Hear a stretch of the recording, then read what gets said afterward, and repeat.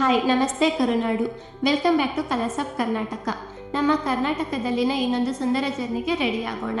2 days Chikkamagaluru trip, perfect for nature lovers and short weekend planners.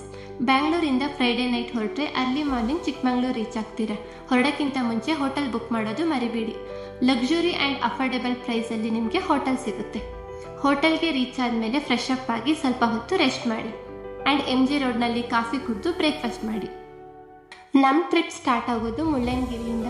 ಇದು ಕರ್ನಾಟಕದ highest peak. Around 6330 feet height ಇದೆ. ಬೆಟ್ಟದ ಕೆಳಗೆ ಪಾರ್ಕಿಂಗ್ ವ್ಯವಸ್ಥೆ ಇರುತ್ತೆ. ನೀವು ಅಲ್ಲಿ ವೆಹಿಕಲ್ನ ಪಾರ್ಕ್ ಮಾಡಿ ಸ್ಟೆಪ್ಸ್ ಹತ್ಕೊಂಡು ಬೆಟ್ಟದ ಮೇಲೆ ಹೋಗಬಹುದು.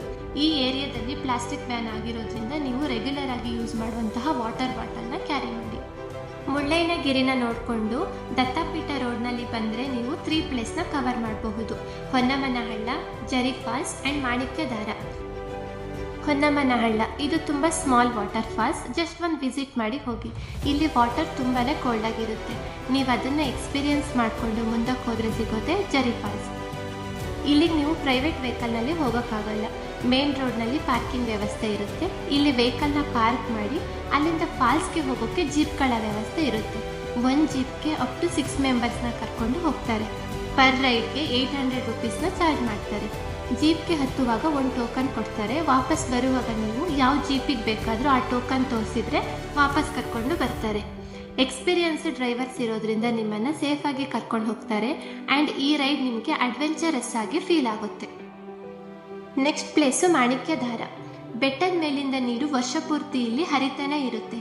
ಈ ಪ್ಲೇಸ್ನಲ್ಲಿ ನಿಂತು ದೇವಿರಮ್ಮ ಬೆಟ್ಟ ನೋಡೋದೇ ಒಂದು ಚಂದ. ಆದರೆ ನೀವೆಲ್ಲ ಪ್ಲೇಸ್ಗಳಿಗೂ ಮಾನ್ಸೂನ್ ಟೈಮ್ನಲ್ಲಿ ಹೋಗೋದು ತುಂಬ ಒಳ್ಳೆಯದು.